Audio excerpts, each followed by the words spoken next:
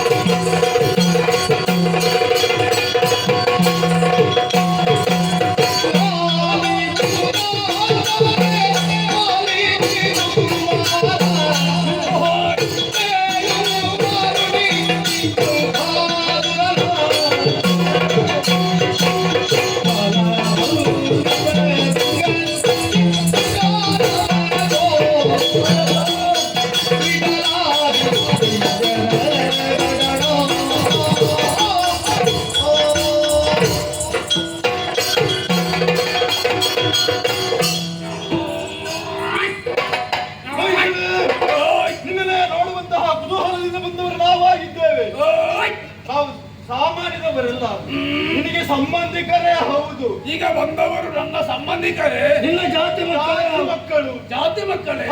ತಲೆ ಇಲ್ಲದವರೆಲ್ಲ ಈಗ ನನ್ನ ಜಾತಿ ಮಕ್ಕಳಾಗಿ ಹೋದ್ರ? ಯಾರಿಗೂ ತಲೆದರಿಲ್ಲ. ಹೇಳೋರು ಕೇಳೋರು ಯಾರಿಲ್ಲ. ಮತ್ತೆ ಹೌದೇ?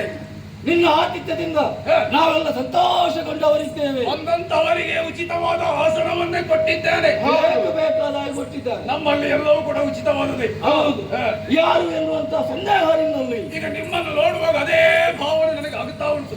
ಯಾರು ನೀವು? ನಾನೇ ಶಂಕಾಸುರ, ರಾಮರಾಸುರ,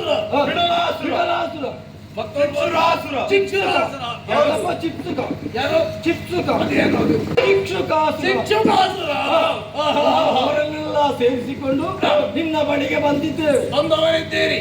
ಈಗ ನನ್ನನ್ನು ಕಾಣಲೇನೆ ನೀವು ಬಂದವರು, ಅಥವಾ ಏನಾದ್ರೂ ಕೆಲಸ ಆಗಬೇಕು ನಿಮಗೆ? ಕೆಲಸ ಆಗುವುದಕ್ಕೆ ಬಂದವರು. ಏನು ಗತಿಗೋತ್ರ ಇಲ್ಲದೆ? ಈಗ ನಿಮ್ಮ ಈ ಪರಿಸ್ಥಿತಿಗೆ ಕಾರಣಕರ್ತವರು ಯಾರು ಹೇಳಿ? ಗತಿಗೋತ್ರ ಇಲ್ಲದೆ ಲೋಕ ಸಂಚರಿಸ್ತಾ ಇದ್ದವರು ನಾವು. ನೀವುಗಳೇ? ನಾವು ಎಲ್ಲಿಗೆಲ್ಲ ಹೋದವ ಗೊತ್ತುಂಟು? ಎಲ್ಲಿಗೆ? ದೇವಲೋಕಕ್ಕೆ ಹೋದವು. ಈಗ ದೇವಲೋಕಕ್ಕೆ ನೀವು ಹೋದವರ? ಒಂದು ಕಾಲದಲ್ಲಿ ನಾವು ಇಲ್ಲೇ ಇದ್ದವರು. ಇಲ್ಲಿ ಆಗುದಿಲ್ಲ ಅಂತ ಅಲ್ಲಿಗೆ ಹೋದ್ದು. ಮೇಲ್ಲೋಕಕ್ಕೆ ಹೋದವರು?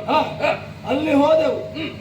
ಸುರಪನನ್ನು ಸೋಲಿಸಿದೆವು. ಸುರಪನನ್ನು ಸೋಲಿಸಿದರೆ ಬಹಳ ಸಂತೋಷದಿಂದಿರುವ ಸಮಯ. ಒಳ್ಳೆಯ ವಿಚಾರ. ಆದ್ರೆ ಅಲ್ಲಿ ಕೊನೆಯವರೆಗೆ ನಮಗೆ ಬಿಡುವುದಕ್ಕಾಗಿಲ್ಲ. ಏನಾಯ್ತು? ಆ ಹರಿ ಸುರಪನ ಮುಖಾಮುಖಿ ಆಗಿ ಬರಲಿಲ್ಲ. ಅಲ್ಲಿ ಚಕ್ರವನ್ನು ಕಳೆದು ನಮ್ಮ ಅಂಗಾಂಗಗಳನ್ನೆಲ್ಲ ಕಳೆದುಕೊಳ್ಳುವಂತ ಮಾಡಿದ್ದಾರೆ. ಇಲ್ಲಿಗೆ ಬರುವ ಮತ್ತೊಂದು ಕಾರಣ ಉಂಟು. ಎಲ್ಲಿಯಾದ್ರೂ ನಿಮ್ಮ ಅಂಗಾಂಗ ಹೋದದಕ್ಕೆ ನನ್ನ ಬಳಿಗೆ ಬಂದಿದ್ದೀರಲ್ಲ, ಮಾತ್ರ ಅನ್ಯಾಯವಾದದ್ದಲ್ಲ. ಮತ್ತೆ ನಿನಗೂ ಅನ್ಯಾಯವಾಗಿದೆ. ಈಗ ನನಗೆ ಕೂಡ ಅನ್ಯಾಯ ಆಗಿದೆ. ಇಂದಿನ ಕಥೆಯನ್ನೆಲ್ಲ ಯೋಚನೆ ಮಾಡು. ಏನಾಗಿತ್ತು? ನಿನ್ನ ಅಪ್ಪ ದೇವಲೋಕಕ್ಕೆ ಹೋಗ್ಲಿಲ್ವ? ಅಲ್ಲಿ ಏನಾಯ್ತು ಪರಿಣಾಮ? ಆ ದೇವತೆಗಳು ನಿನ್ನ ಅಪ್ಪನನ್ನು ಕೊಲೆ